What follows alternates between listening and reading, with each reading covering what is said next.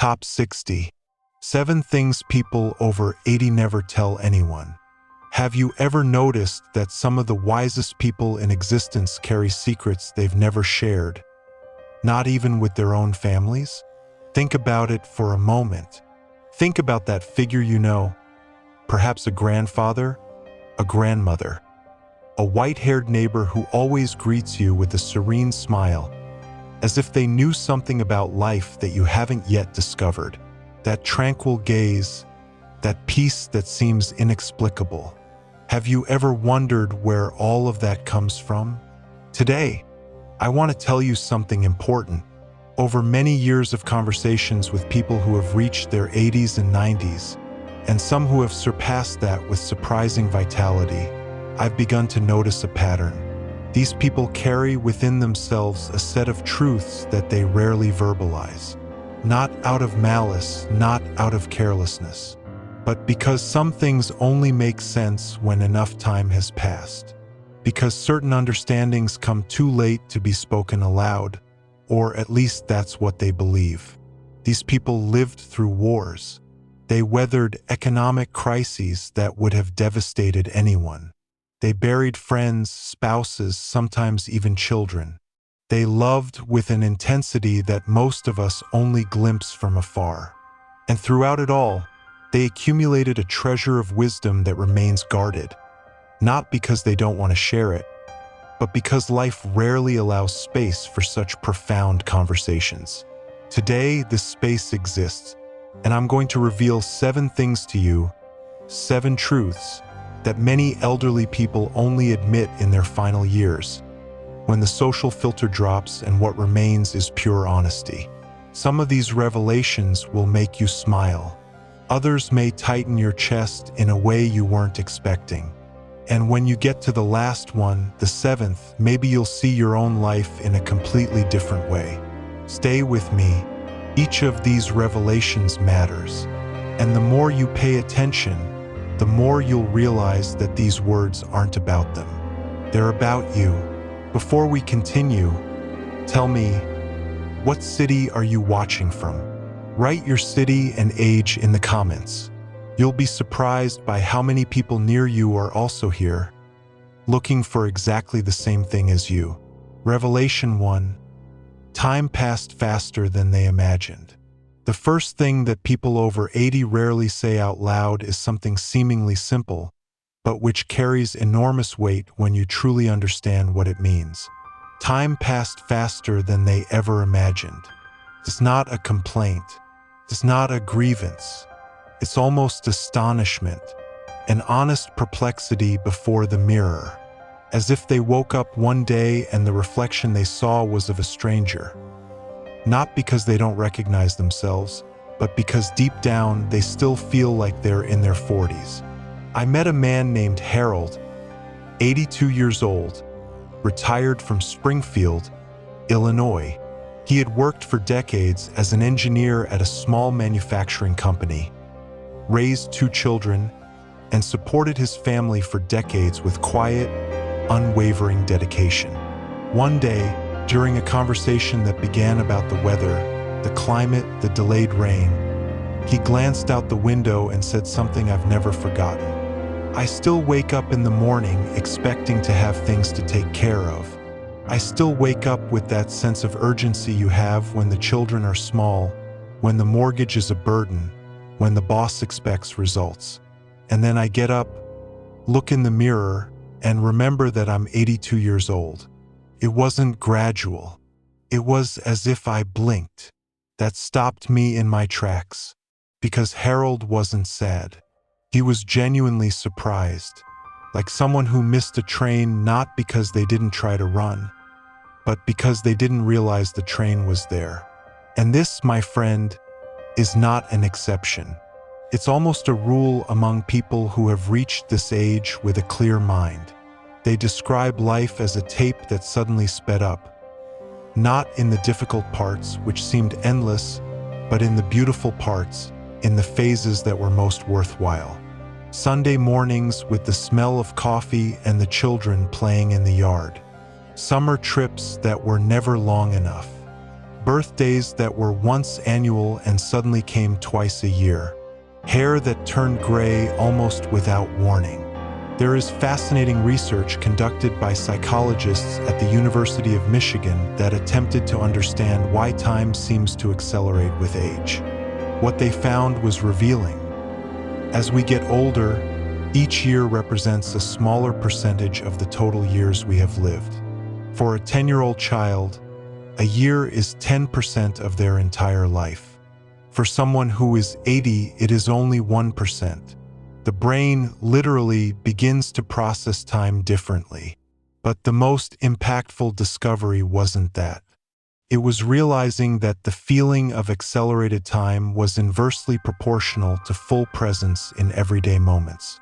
The people who reported having enjoyed life more, not those who had more money or more achievements, but those who enjoyed it more, were those who had the habit of actually being present where they were.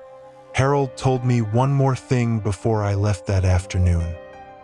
He stood up, went to the window, and spoke with his back to me.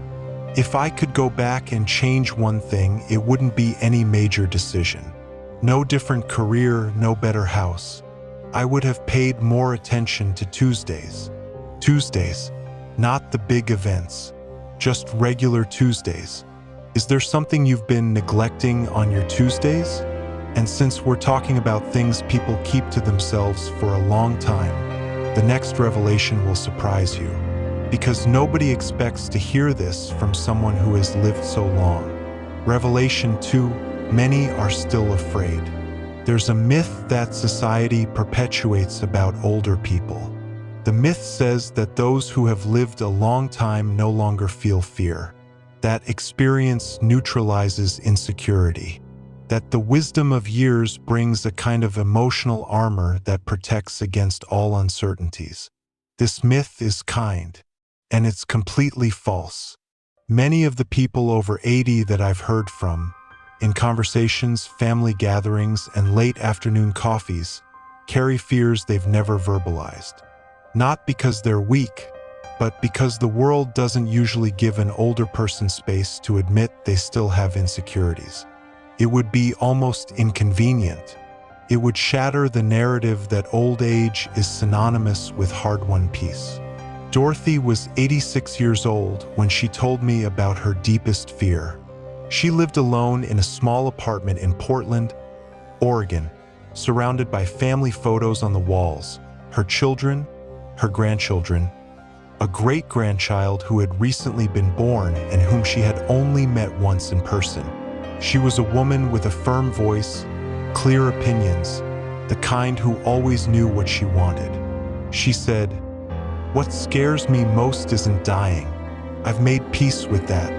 What scares me is needing to, is waking up one day and no longer being able to take care of myself. Is being a burden. It's my children looking at me and seeing a problem to solve, not the mother they had. The fear of addiction. Not of death, of addiction. This happens with alarming frequency, and it's different from what you might imagine. It's not the physical fear of needing help to move or shower.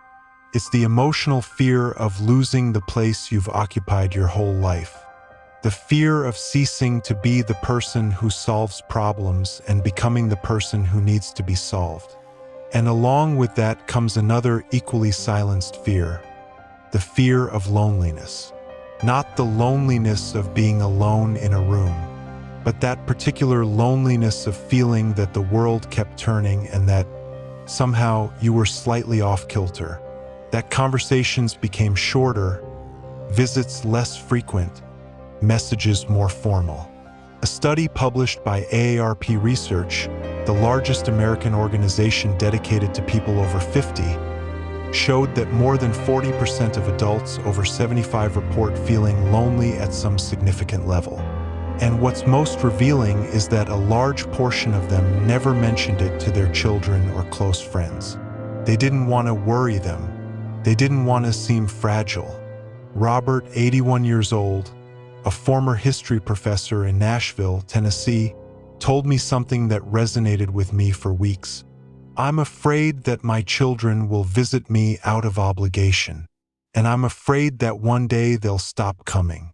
I don't know which is worse. There is extraordinary courage in admitting this, a courage that most people of this generation will never express aloud, because they were raised in a time when showing vulnerability was seen almost as a moral weakness. But the fears are there, living beneath the surface of calm smiles and "I'm fine" responses. And if you have someone like that in your life, someone who always seems too good to be true, who never asks for anything, who always has a word of encouragement to give but never accepts the same in return, perhaps it's worth asking for real how that person is doing. Not as a greeting, as a genuine question. Now, if fear is something many people harbor, there's something even more buried. Something that isn't a present feeling, but a shadow of the past. And the next revelation is about that. Revelation 3, there are regrets that have never been confessed. There's a conversation that almost no one has. It's the conversation that happens late at night, when the house is quiet and thoughts are unruly. It's the conversation a person has with themselves about the things they didn't say, the paths they didn't take, the moments when they chose silence when they should have spoken. Regrets. The word has a specific weight when you're nearing the end of your journey. It's not the same regret you feel when you order the wrong dish at a restaurant. It's that regret that comes with a name and surname, with a face and a specific date, with a memory so vivid it feels like it happened yesterday. Margaret was 84 years old. She grew up in a small town in rural Ohio, married young, raised 4 children, and worked her entire life alongside her husband in the family grocery store. When I met her, she was sitting on her porch, a coffee in her hand, her gaze fixed on the street ahead. After talking for a while, she said, almost to herself, "I have a brother I haven't spoken to in 23 years. It started with a fight over inheritance. A silly thing now that I think about it. But pride was greater than love at the time. And now he's 87 years old, and I'm afraid to call and find out it's too late. And I'm even more afraid to call and him not want to answer." She paused, took a sip of coffee, and finished. "But every day I wake up thinking that today could be the day I finally make that call." This story is not unique. It's almost universal among people of this generation. The regret of unspoken words, of an "I love you" that got stuck in their throat, of an apology that never came, of an "I'm proud of you" that a child hoped to hear from their father and never did. There is also the regret of abandoned dreams. Not in a dramatic way, these aren't stories of people who failed to become astronauts or famous pianists. They are small dreams that were postponed by the logic of practical life and that never found a place again. George, 83 years old, told me he always wanted to learn to play the guitar. "I went to buy one when I was 42. I paid $50 for a used one. I learned 3 chords. Then work increased, the children needed things, and the guitar ended up in a cupboard. It never came out again." He paused for a moment. "It's still there, actually. What these accounts have in common is something subtle but profound. Most of these people didn't reach their 80s with a complete list of accomplishments. They arrived with an incomplete list and learned to live with it. Some with genuine peace, others with a pang that never quite goes away. There is a fascinating work by researcher Bronnie Ware, who spent years caring for people in their final days and documented the most common regrets she heard. The most frequent of all, without exception, was this: "I wish I'd had the courage to live the life I wanted, not the life others expected of me." This isn't about grand adventures or radically different lives. It's about small authenticities sacrificed on the altar of social approval. The profession chosen by one's father, not by one's own heart. The relationship maintained for appearances, not for real love. the opinions swallowed to avoid conflict. And so comes the question I ask you now, here, while you still have time. Is there something you can still do today? A call you've been putting off? A word you've been saving? A small dream waiting in a closet? Because the next revelation shows that the deepest pains don't come from enemies. They come from where we least expect them. Revelation 4. Some of the greatest pains came from those they loved most. This is perhaps the hardest revelation to hear, and also the hardest to talk about. That's why so many people carry it in silence for decades. Some of life's greatest pains didn't come from strangers. They didn't come from adversaries or impersonal situations. They came from the people they loved most. Children who left home and never returned. Siblings who chose sides in a family feud and never reconsidered that choice. Spouses who, over years of living together, left scars that love could barely cover. Close friends who disappeared when they were most needed. Virginia was 88 years old and had a story she had never told anyone in her family. She raised 3 children alone after her husband died young. She worked double shifts, gave up personal dreams, and put all 3 through college. And then, as she aged, as she began to need care, 2 of the 3 simply drifted away. Not cruelly, not explicitly, in a gentle, gradual way, full of reasonable excuses. Work, children, geographical distance. The greatest pain isn't loneliness, she said, her voice filled with not anger, only weariness. The greatest pain is when you take stock and realize you gave everything you had, and that everything wasn't enough to guarantee presence. I'm not asking for gratitude, just presence. This specific pain, the pain of gentle abandonment, of unspoken estrangement, is one of the most common and one of the least talked about in the context of aging. Because it's complicated, because there's no clear villain, because children have their own lives, their own stresses, their own stories that need attention. But for those on the other side, for those who waited decades to see the fruit of the love they planted and received a smaller harvest than they expected, the pain is real and profound. And it's not just with children. Frank, 85 years old, told me about the best friend he had for 40 years. A man with whom he shared laughter, crises, triumphs, and grief. One day we argued about politics, he said with a bitter smile. It was 2008, the presidential election, and we kept raising our voices until the point where what had been said could no longer be undone. We never really talked again after that, and he died 3 years ago.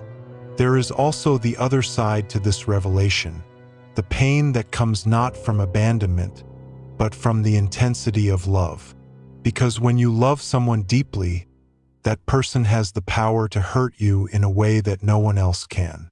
A look of disappointment from someone you respect can hurt more than any criticism from a stranger. Elizabeth, 79 years old, still remembers her mother saying, in a moment of anger, that she had been a disappointment. She was 40 when she heard it. She spent 4 decades building a whole life trying to undo those words. And my mother probably didn't even remember saying it, she added. Words that for her were a second of anger, for me were 40 years of shadow. These stories aren't here to create hurt or resentment. They're here because they're true, because they're part of the human experience in a way that's rarely acknowledged. And because understanding this, really understanding it, can change how you relate to the people you love today. Do you know exactly how much your words weigh on those you love? Do you know what you're communicating not only with what you say, but with what you don't say, with the visits you postponed, with the calls you didn't make? But don't get lost in the shadow of these stories, because the next revelation will remind you of something these same people discovered, sometimes too late, sometimes just in time. Revelation 5. Happiness rarely came from the things they imagined. If you had asked these people when they were 35 what they needed to be happy, the answer would have been a predictable list. A house of their own, financial stability, a good car, promotion, respect at work, a solid relationship, healthy children, maybe a comfortable retirement in the future. And then the future arrived, and with it, a discovery that continues to surprise even those who have lived 80 years. Happiness almost never came from where they expected it to. Arthur was 87 years old and had been a successful businessman in Cincinnati. He had the car, he had the house, he had the respect of his colleagues, and a bank account that ensured his grandchildren would never have to worry. When I asked him which moments he remembered most fondly, he didn't hesitate for a second. One Sunday afternoon, I must have been about 55 years old. I was in the backyard with my oldest grandson, who was about 6 or 7 years old at the time. We were trying to make a kite out of a supermarket bag and a roll of old string. We spent the whole afternoon doing it. The kite never flew properly, but we laughed so much that my stomach hurt in the morning. A kite that never flew. On any given Sunday, in 55 years of life, research from Harvard University on well-being and longevity, part of one of the longest studies ever conducted on human happiness, which followed people for decades, reached a conclusion that contradicts the narrative of material success. What protects people most from physical and emotional deterioration as they age is not wealth, not fame, not achievement. It is the quality of their relationships, not the quantity, the quality. A true friendship is worth more in terms of physical and emotional health than any premium health plan. A deep conversation with someone who truly listens has measurable effects on the immune system. Love, not perfect love, but real love with all its flaws, is literally protective. Ruth, 82 years old, spent her life working as a nurse in Chicago. She was never rich. She lived in a simple apartment, took modest vacations, and drove the same car for many years. But I've had a friend since I was 18, she told me. We talk every day, every single day. Sometimes it's just a text message, but every day. I think that's what keeps me going. There is also a variation of this revelation that constantly appears. The people who have accumulated the most material wealth are sometimes the ones who have the most complicated relationship with happiness. Not because money is bad, it's necessary, it brings security, it opens doors. But because the pursuit of money, when it becomes the central axis of life, has a cost that only becomes obvious in retrospect. I worked too hard in the wrong years, said Thomas, 84, a former lawyer in Boston.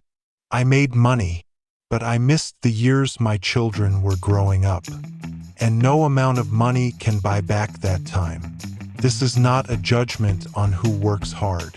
It is an honest acknowledgement of a trade-off that many people make without fully realizing what they are exchanging, until time passes and the balance becomes clear. But here's what warms my heart in this revelation. Even these people, who made choices they regret, who worked too hard or prioritized wrongly, managed to find joy where they least expected it later. In grandchildren, in a late-blooming hobby, in a new friendship at 70, in an honest conversation with an adult child who finally arrived. Happiness has a beautiful stubbornness. It finds its way around things. And speaking of cracks, the next revelation will show you something that may be the most surprising of all. Revelation 6. There are still dreams kept hidden. What image comes to mind when you think of someone in their 80s? Is probably an image of someone who has already arrived somewhere, someone who has finished wanting, who has lived enough not to need anything new, anything they haven't yet experienced, anything they haven't yet accomplished. An image of arrival. I need to tell you that this image is wrong. One of the things that surprised me most during conversations with people in this age group was discovering that many of them still carry dreams. Not as nostalgia for things that didn't happen, but as vivid, present desires that wake up with them in the morning and go to sleep with them at night. Helen was 83 years old and told me, her eyes shining in a way that surprised me, "I've always wanted to write a book.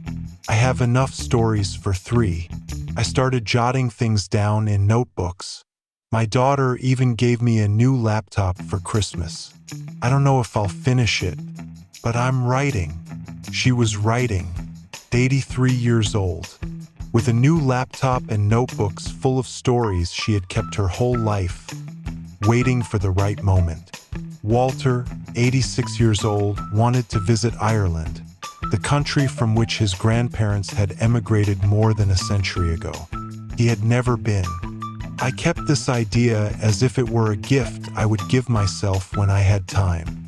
He paused and smiled. And then I realized that the time I had been waiting for was now. He went. He spent 10 days in Dublin and the countryside, visiting the tiny village where his family had roots. He returned different, more whole. Research conducted by the Stanford Center on Longevity explores what it calls late life purpose, the ability of people in later stages of life to find or recreate a sense of direction and purpose. The results are consistent. People who maintain some form of active dream or project, regardless of scale, have significantly better indicators of mental health, sleep quality, and even physical health. The dream doesn't have to be grand. It doesn't have to be a trip to Ireland or a published book. It could be a garden you want to tend properly, a recipe from your grandmother that you want to rediscover and teach your grandchildren, a skill you've always found fascinating but never had time to learn. Nancy, 78 years old, began learning watercolor at 75. "I was never an artist, but I always thought it was beautiful. And then I thought, why not? She's no Picasso." She laughs at that herself. "But it's mine. When I'm painting, nothing else exists. It's just me and the paper, just her and the paper." At 75 years old, finding something that was uniquely hers. What dream have you been holding on to? What are you waiting for to give yourself permission to try? Because the final revelation, the most important one, the one I promised from the beginning, speaks to something that all this searching, all these dreams, all these fears and regrets and loves have in common. And it will change the way you think about what a complete life means. If this video is touching your heart, share it with someone special, someone who needs to hear this today. Revelation 7, the secret almost no one admits. Life never seems complete. We've arrived here. This is the revelation that took me the longest to understand. Not because it's complicated, it's actually very simple, but because it goes against everything that culture teaches us about what a well-lived life means. What almost no one over 80 openly admits, but which comes up in almost every deep conversation when the social filter drops and honesty takes the place of politeness, is this: life never seems complete. Not in a tragic way, not as a flaw, but as a fundamental characteristic of the human experience that no one warns you about when you're young. You'll reach 80 years old if you're healthy and lucky, and you'll still have things to do. You'll still have conversations you wish you'd had, relationships you wish you'd fixed, places you wish you'd visited, versions of yourself that never truly came to exist, questions that never received answers. And this, contrary to what it seems, is not a tragedy. It's the texture of life. Ruth was 91 when I met her. She was the oldest person I had ever interviewed systematically. She had the brightest blue eyes you could imagine. Eyes that saw everything, that missed very little. She had lost her husband 16 years earlier. She had survived cancer. She had seen grandchildren born and one of them die in an accident. She had lived through more than most of us ever will. I asked her directly, "Do you feel you've lived a full life?" She didn't answer immediately. She stared out the window for what seemed like a long time. And then she said, "Not complete, but enough, yes. And I think enough is the best any of us can hope for." Enough. That word stayed with me for months, because it's not resignation. It's not defeat. It's something more sophisticated than that.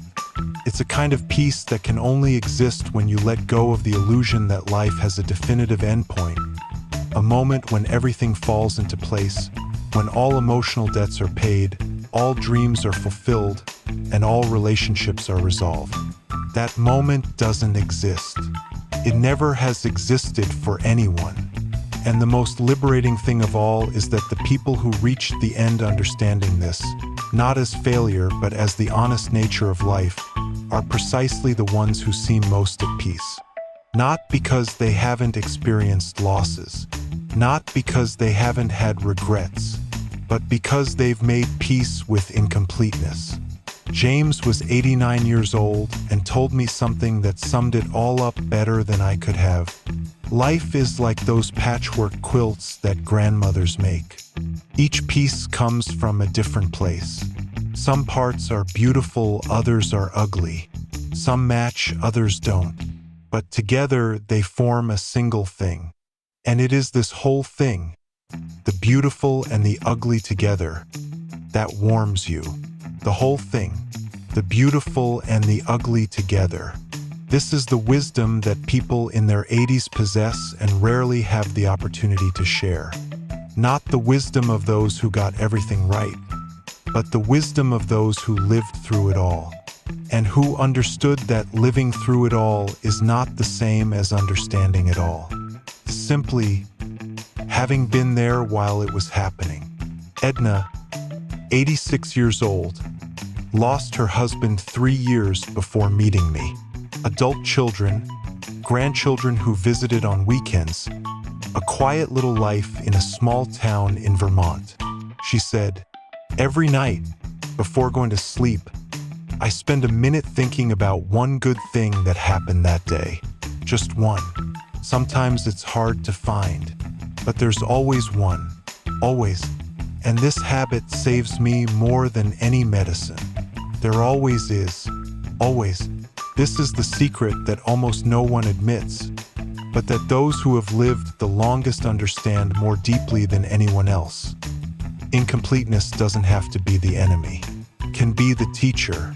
It can be what keeps you moving, searching, loving, and hopeful. You don't need to end your story with everything resolved. You just need to have been present in it while the story is being told. We've come a long way together today. And before we wrap up, I want to look back with you for a moment and see what we've accomplished. The first thing that people over 80 almost never say out loud is that time has passed faster than they imagined, and that the most beautiful parts were precisely the fastest ones. The Tuesdays, the ordinary Sundays, the afternoons that didn't have a name but that fill the heart when remembered. Secondly, many still feel fear. The fear of dependence, of loneliness, of becoming a burden. A vulnerability that rarely finds space to be spoken, but which exists with a silent force. The third, there are regrets that were never confessed. Words left unsaid.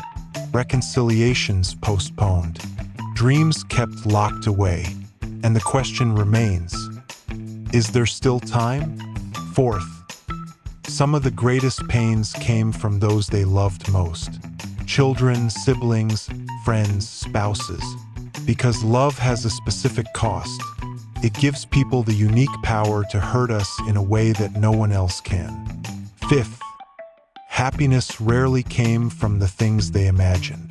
Not from the car, not from the house, not from the promotion, but from the kite that didn't fly on any given Sunday. From the friend you talk to every day. From an afternoon in the garden. From an unexpected laugh. Sixth, there are still dreams to be kept. Helen writing her book at 83. Walter in Ireland at 86. Nancy with her watercolors.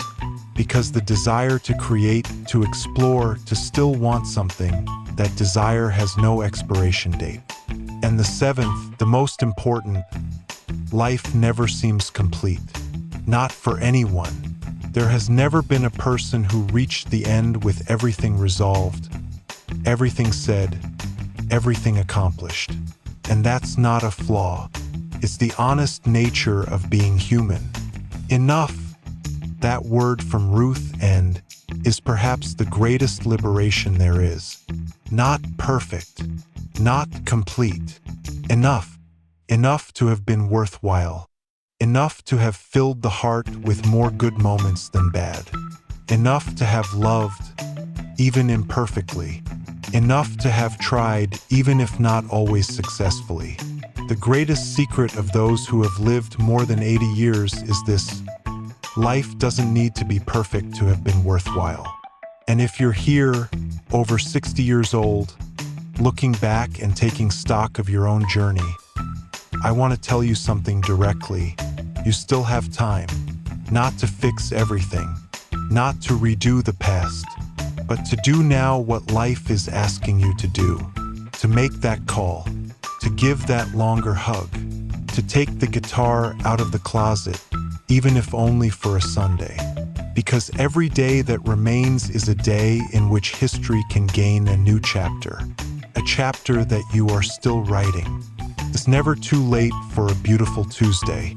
Thank you for being here. Thank you for staying until the end. If this video touched your heart, please share it with someone special. A friend, a family member, someone who needs to hear these words today.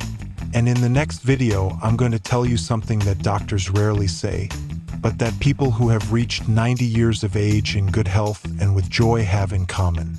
It's not about diet. It's not about exercise. It's about something much deeper. You won't want to miss it. Until then, take care.